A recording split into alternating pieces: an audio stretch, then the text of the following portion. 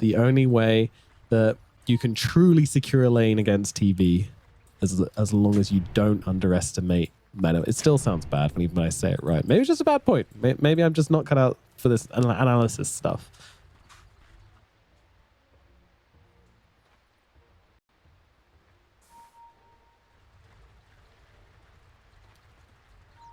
I was really tempted to take a really noisy sip of my drink then, but I figured that might be too bad for viewers.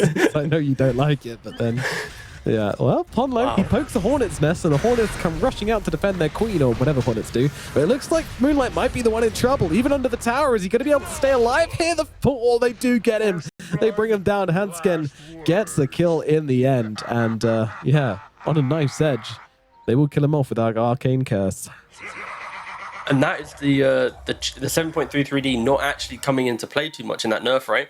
You got Batrider, Flame Break, the distance is still the same. And Ivy, they're the team under the tower, but they pulled out because of the Flame Break, repositioned, and in doing so, buys just enough time to get the kill. So I loved that little wraparound from Alliance. It was quite delightful, and they net the kill because Batrider didn't really get nerfed in 7.33D. If that, I kind of wish the knockback distance was like... tripled. 100, 150, 200, 250, you know? Like maybe something along those lines. But the fact it's still the solid 250, that alone is enough to truly disrupt in the early game.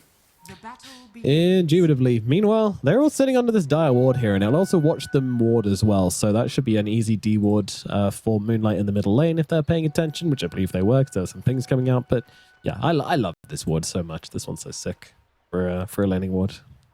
Yeah, what, the little high ground one? Scriff knows. He knows my tastes. Oh god, I gotta kill something else. Okay, god, my whole screen was just blue. Yeah. So, in the middle lane, it is going to be the Pangolier versus the Storm Spirit. Fabled matchup, which usually goes as the Pango's way. Sometimes Storm can get a cheeky one with Remnants coming out defensively. Not a huge kill through it from either side, though. Where is first lane going to happen, T-Gov? Tell me. First lane? Yep. You mean the first kill in the lane phase? Where's the first? Yeah, where's first blood going to happen? Which lanes are going to happen on? I mean, first blood's already occurred. You mean second blood, right? Oh, yeah, sure. The first real first blood. I mean, if it's the Hall of the Horn, it doesn't count. Ah, okay. So the horn-based kill, that will be in the Primal Beast lane, and it's going to be onto Hansken. Oh, okay. I'm even saying who. Yeah, I'm giving a target. Extra 200 gold if you get the kill. Well, they jump onto Hansken. Mixer, he has got that onslaught. Right click's coming through. Sansa, will he make it under tower? He's got a 4 stack of 1, so I think he might be okay. Just keeping us on the edge of our seats at the moment. Yeah, this is going to be the key lane for Ivy. You get the final pick in the draft. You pick up this Primal Beast. Quite a off-meta pick here.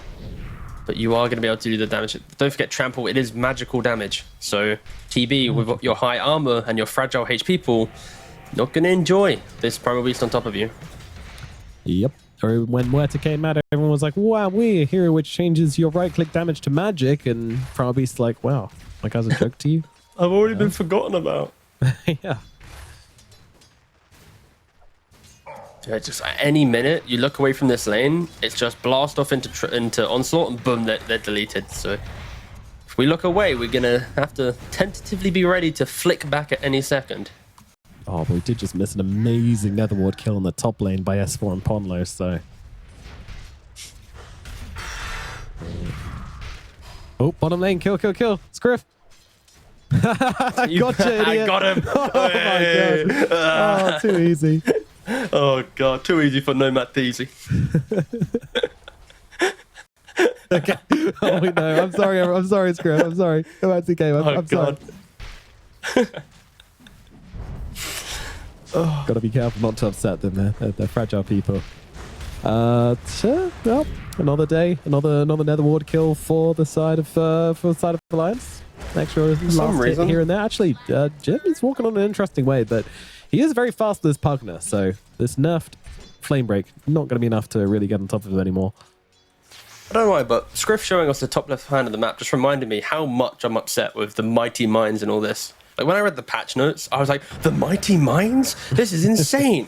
You know, the Wishing Well? Hype. and then like you find out the locations on the map and like how kind of shit it is, and like how little it actually does for you in the grand scheme of the game. Like I kind of wish they kind of beef this up. It would be so hype if you controlled the Mighty Mines or something, you know, more objectives. But Hanskin, he is currently getting onslaughted in the bot lane and should be going down first blood.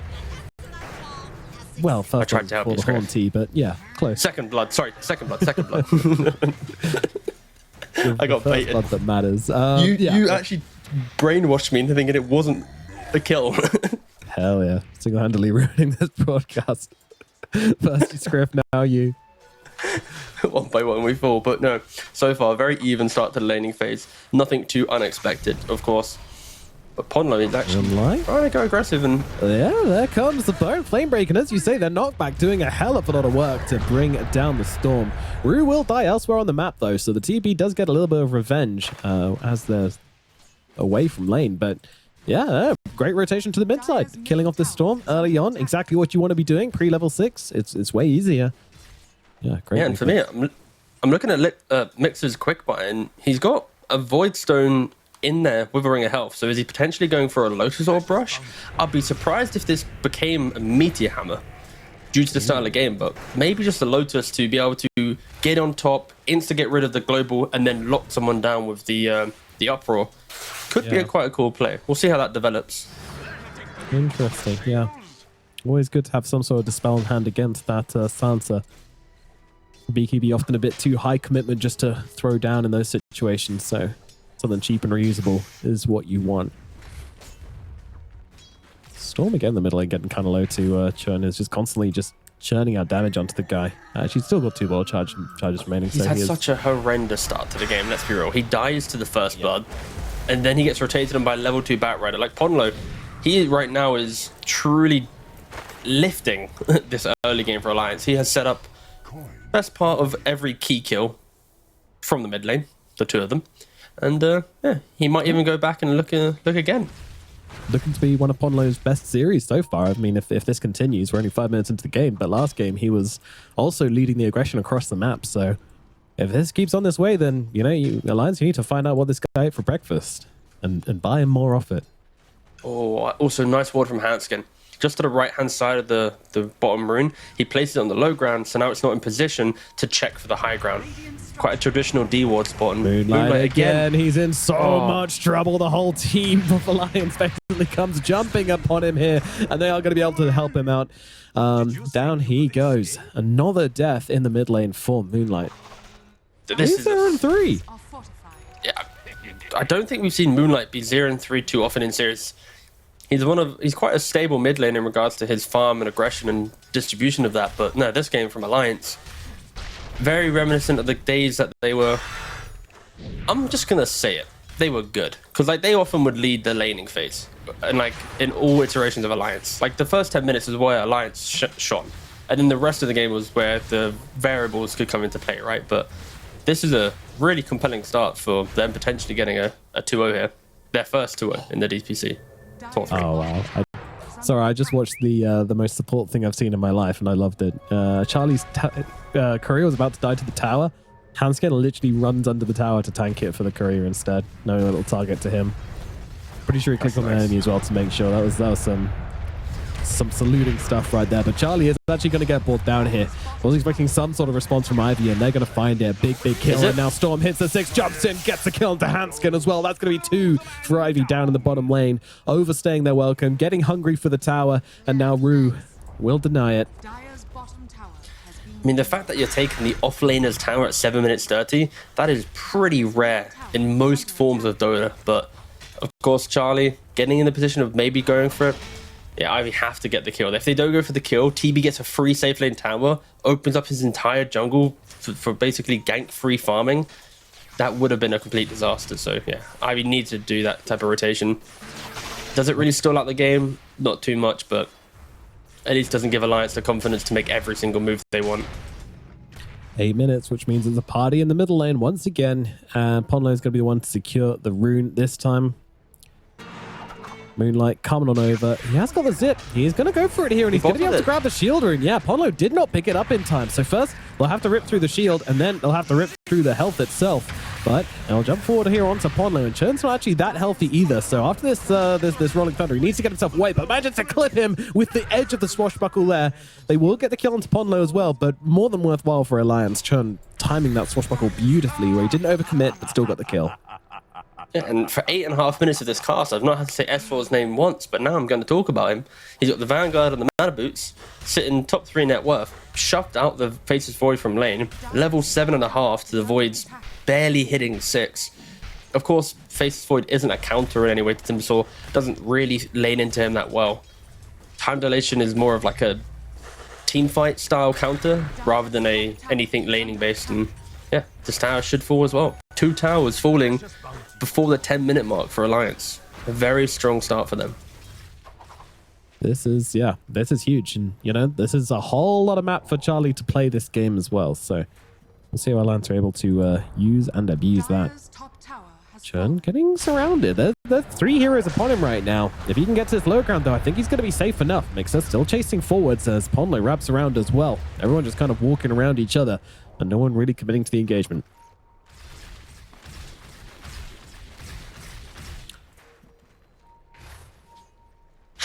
Yeah, no one's really committing to the other here, but Charlie's going to walk into the area, so he's going to find all these heroes. Now, he is completely alone. Oh, man. I'm not sure this is the triangle you want to be in. I mean, the rest of the team are also kind of here. I don't know if your TB wants to tank it, but...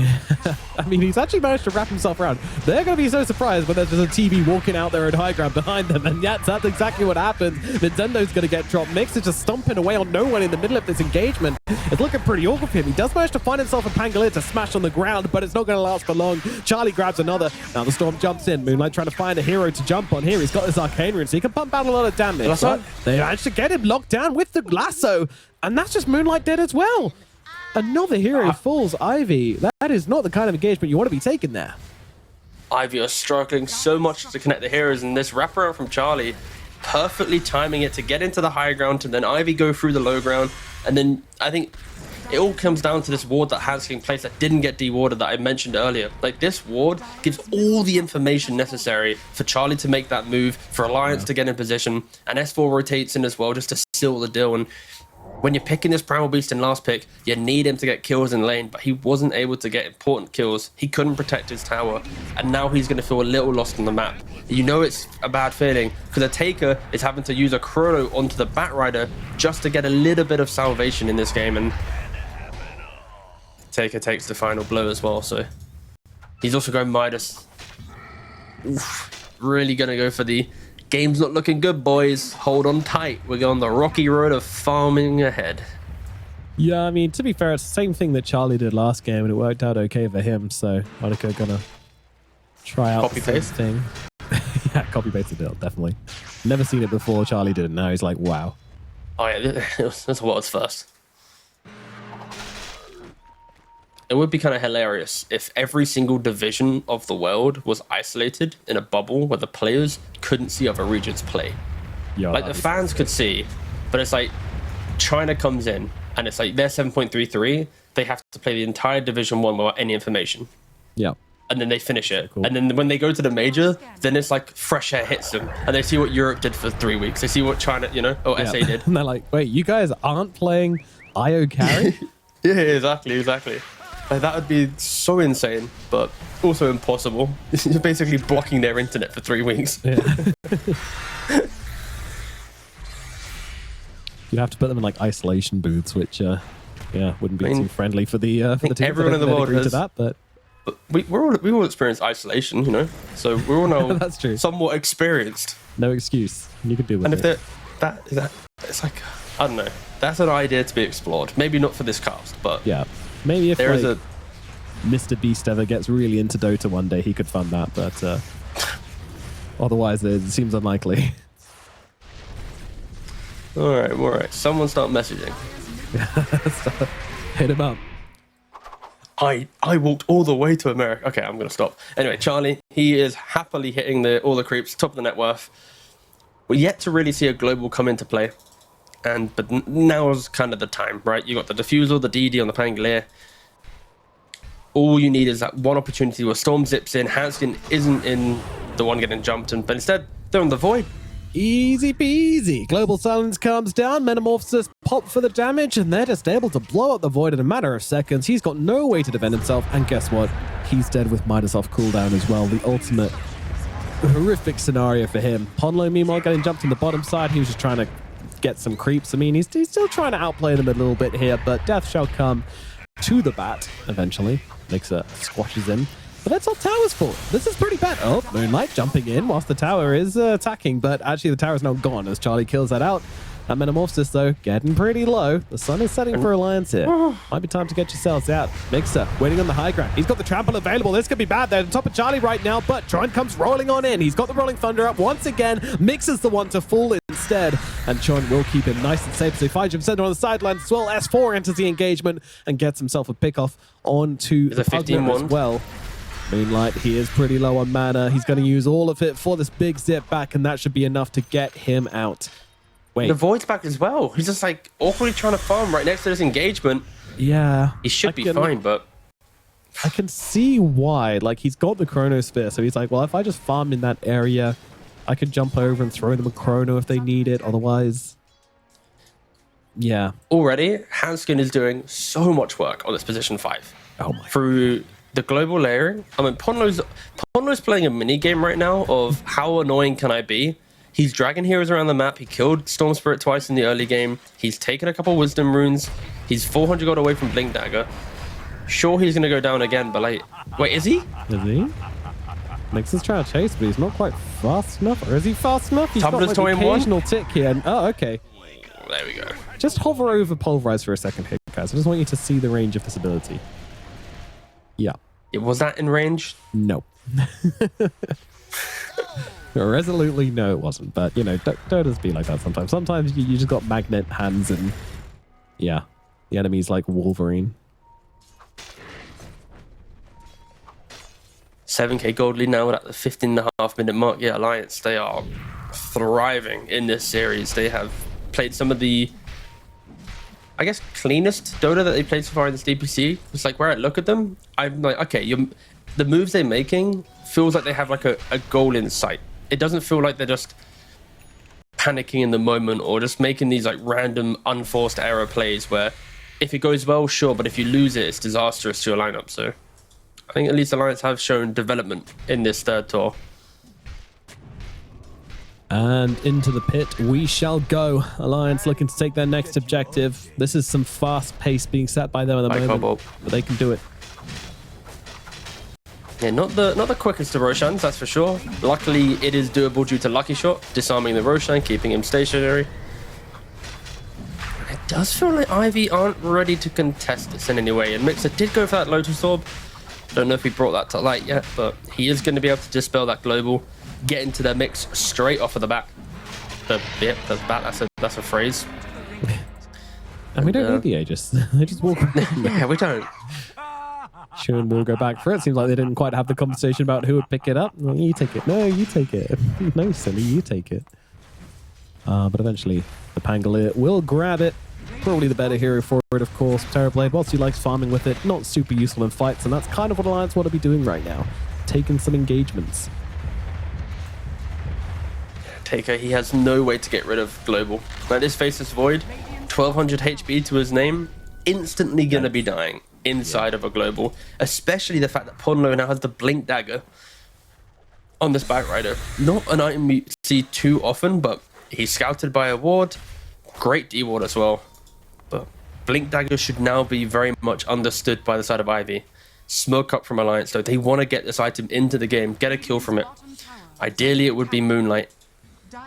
Yep, and he is the one walking close right now. The smoke gets popped. Ponlo goes looking. How do you get the blink in? Lasso, no, he cannot. But the global silence comes in, and that will allow it to come off. Can they get the damage off in time? It looks like they will be able to do so with the Rolling Thunder coming through as well. And by the way, S4 just gets the free pick off onto Jim Vincento on the sidelines as well. So that'll be 2 kills going the way of Alliance, and the cost, well, just 1 little global silence.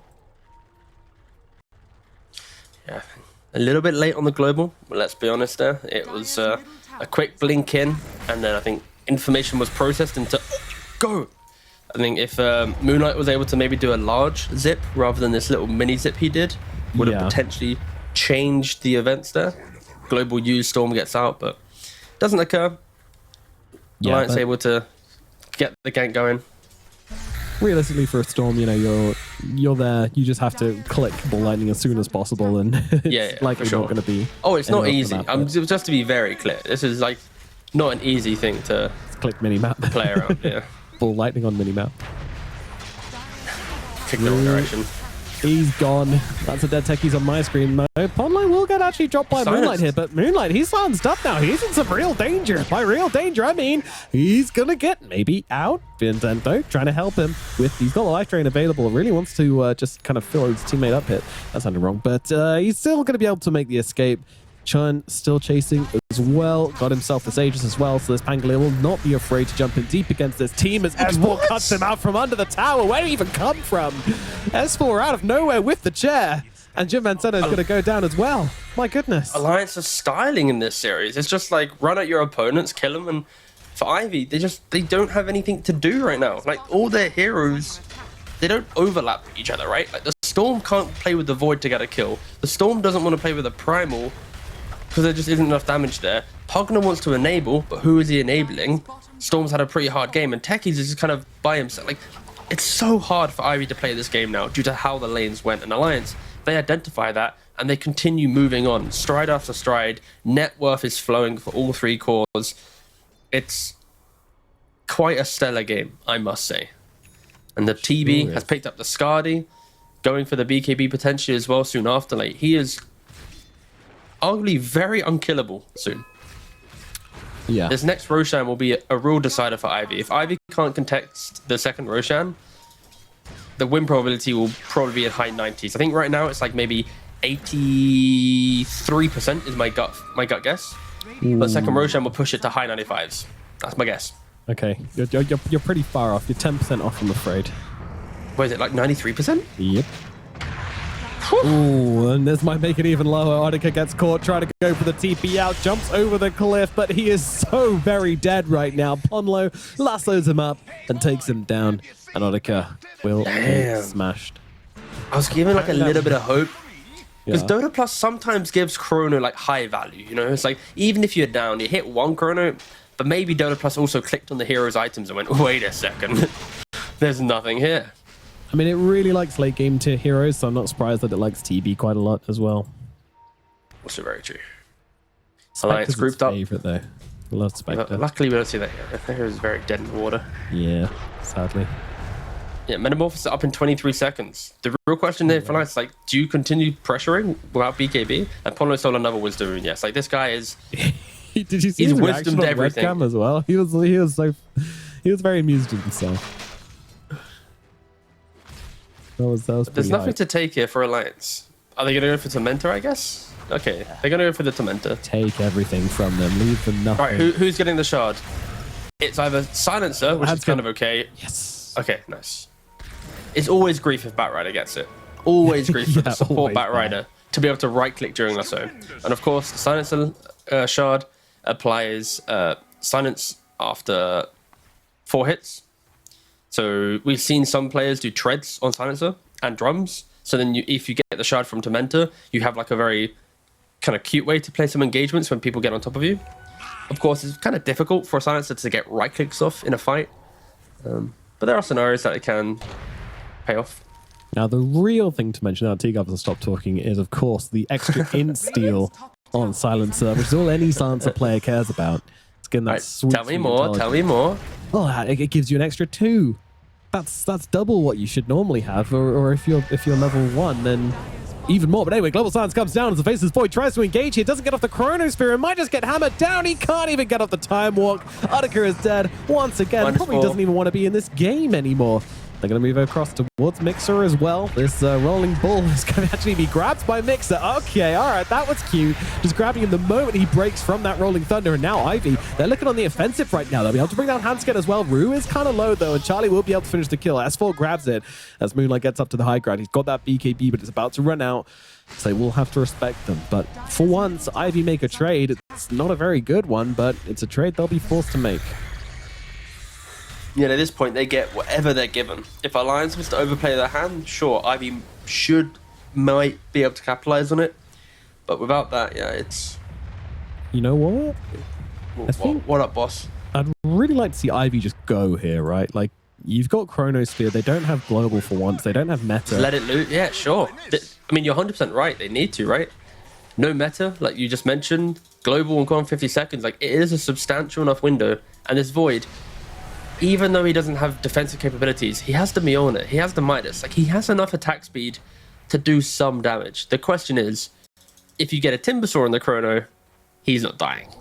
So you're really just hoping to find the Pang or the TB in this smoke. And if they don't smoke now, they're not smoking ever again until they farm a whole other round of items. And yeah, it kind of looks like they're skeptical to even attempt to smoke. Do they even have one available? No one's got one in their inventory. Look, there were like 3 couriers coming out to them there, and they all grouped up as 5, and then just no smoke came. I believe they're actually on cooldown. So 2.5 minute cooldown for Ivy to have a smoke available. And yeah, no smokes from couriers. So they just don't have one to play with. And this would have been a delightful time to be able to make a move happen. And yeah, just smoke economy is critical, and they just haven't been able to keep one prepared. Who's been using all their smokes? I mean, I know smoking. I mean, someone's been blazing it, and it has just not assisted the team in any way.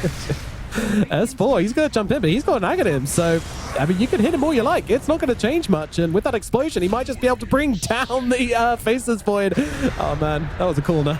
Now Mixer tries to get himself away, but S4 stays upon him. There comes the Pulverizer. Is it going to set up for anything, though? No, it is not. S4 just takes down another. Ponlo going to die. S4 jumping in through, looking for another. Ruin's going to be that target, but he's trying to sidestep, but you can't sidestep an entire team, my friend. Jim Van Center also looking in a whole world of hurt. Actually, he's got a decrepify, so he can back himself away. Alliance, they're more interested in the tier 3. They're more interested in making some gosh darn buildings.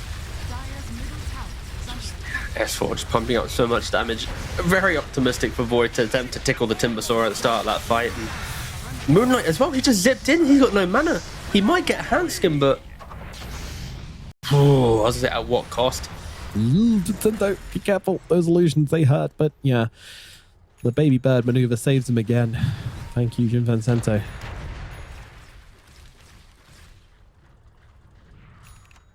All right, well, yeah. How do you kill Timbersaw? Yeah, because you have to hit it. But then it's so annoying because he's gaining barrier all the time. But if you don't hit him, he just explodes for an insane amount of damage. So the answer is you need Dispel.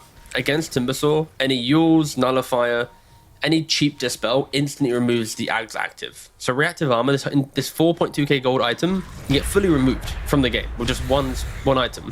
Unfortunately, no one on Ivy's been able to buy it. And Mix-Up, dead. Very unfortunate. But yeah, for Ivy, it's like when I click on their heroes, I would argue in this difficult a game, maybe Techie's just going for a Yules could have been an avenue for them to play, because he can blast off in, get rid of that reactive armor, then you throw in a Chrono on top with other damage. It could have been a play, but then your Techie's is buying yours, so it's incredibly difficult for sure. But they need some Dispel, or they have to dodge S4, because he's got a Pipe, he's got the Sandra Kaya, he's now... Okay, that's actually...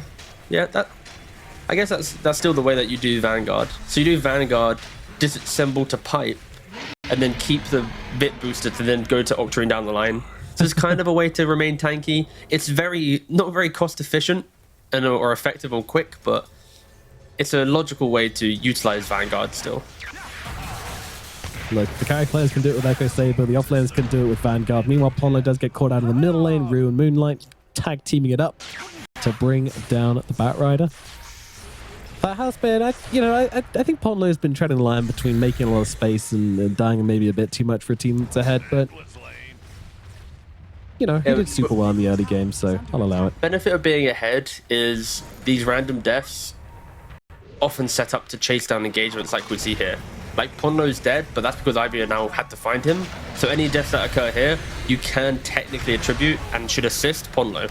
Yeah, for sure. And look at this. Charlie, he's just chopping them down and being so damn cautious on not popping that meta here as well. He knows he doesn't need to. But yeah, that was just really nice and disciplined from Charlie. And of course S4, who's now in a godlike streak, by the way. Is this Timbersaw has just been completely unperturbed. How many Chronos have we seen, by the way, this game?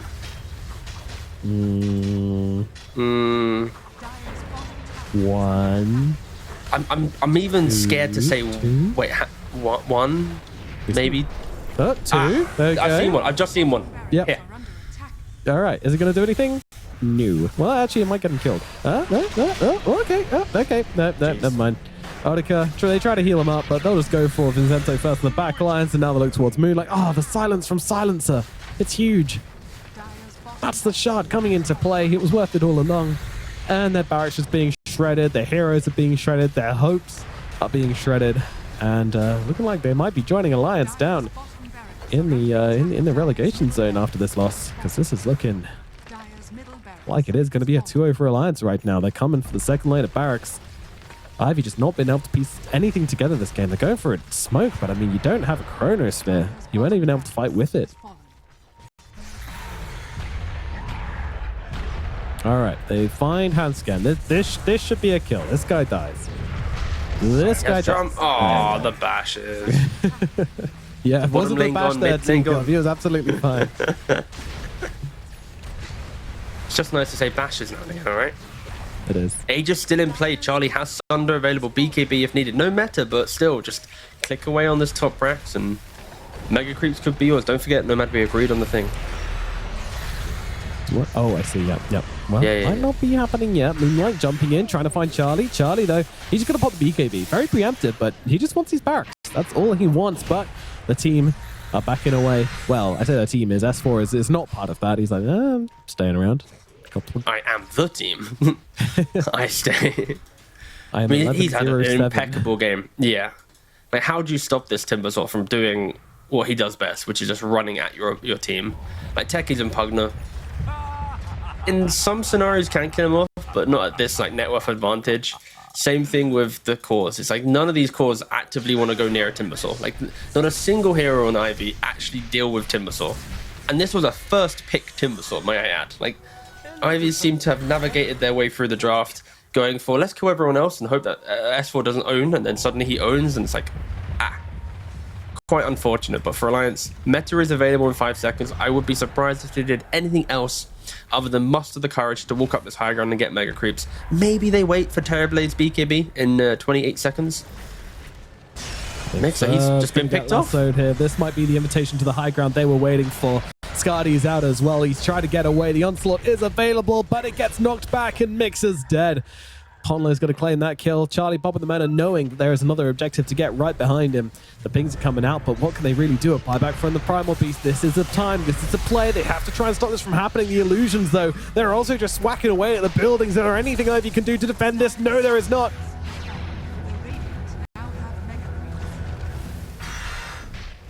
And there's that lovely horn. A horn which for some means plus 30 so MMR. Good. For Alliance, it means a clean 2-0, most likely. You know what would have been hype? Is if you went quiet for the horn and then the fight then brews again and you go straight back into it. Oh, wouldn't that have just been like skin tingling stuff? But anyways, Alliance, 29,000 gold lead. What can Ivy do? They have one last hurrah in the hope to get even an ounce of enjoyment from this game. Yeah. I mean, other than just landing all of their spells onto the Terrorblade the moment the Aegis ends, there is very little they can do to win a fight here, but you know that Aegis is ticking down. Ponlo on the front lines, getting pretty low. Rue jumping in just to try and make sure they get this kill, but Rue will die for it, but Ponlo dies as well. Now, can they look for anybody else? They're looking towards S4 at the moment, but he's got that Aghanim ticking on through. The reactive armor just keeping him so damn healthy. So they will just back themselves out inside of Alliance. They've done what they needed to, and that's going to be it. Keeping it disciplined. I was a little shocked that Ataka didn't try and go for the chrono. There was a very clear window where TB was within tower range, sundered, and also time walk range to then get chronoed. Again, maybe Ataka was skeptical of his damage. Maybe he was worried that even if he hits the chrono, but it was a TB that was on like 1/3 HP, no Aegis, with the regen buffs just starting. So could have been an opportunity, but either way, it's you miss the chrono, you don't get the kill, then it's auto GG, right? Like, you are down nearly 1,000 gold per minute of the game. If Alliance is to stall out this game for the next Roshan, easily they should be able to get to that point already at 30,000 to 32 minutes of play. Where was this Alliance 3 series ago? That's the real question. Yeah, right. Like, it's a awkward time to hit their stride, but then again, you know, Ivy perhaps could be considered one of the easier teams to hit your stride against. just looking at how stacked Western EU Division 2 is. And I think IVU are great. 100%. Yeah, I mean, I feel like Division 2 is incredibly competitive, where I think not all teams look like they would be able to instantly not get knocked down to Division 1 again, but all teams look like they could have great games against Division 1 teams, if that makes sense, right? Like, I don't see them as series winners, but game winners, right? And I think at least everyone but maybe one or two teams has that kind of visual look from the outside, and yeah, it's a quite a joyous thing to see in DPC. Yeah, I mean, you know, like look at Quest, for example. They're a team which came up through Division 2, and then all of a sudden in Division 1, they were good enough to get to a major. So, you know, pretty ridiculous stuff. It shows you, and Western EU is considered to be one of the best DPC regions. So, you know, it is stacked all the way. You're biased, no, man. It really hits the cast. Yes. Ataker has a moonshot, but they keep note. He's all in the hope to have some form of damage. He certainly has, and they're just throwing everything on Charlie right now, but the Hex is out on the Vasis point, and they have no answer for that, and now they turn around to the Storm Spirit as well. The GG is already out. The game is over. Charlie just smacking through everybody, cleaning up the rubble, and they're down to disconnect to get out the game before he gets the Rampage, and, well, that will work. Maybe he deserved it, maybe he didn't, but what they do deserve is a...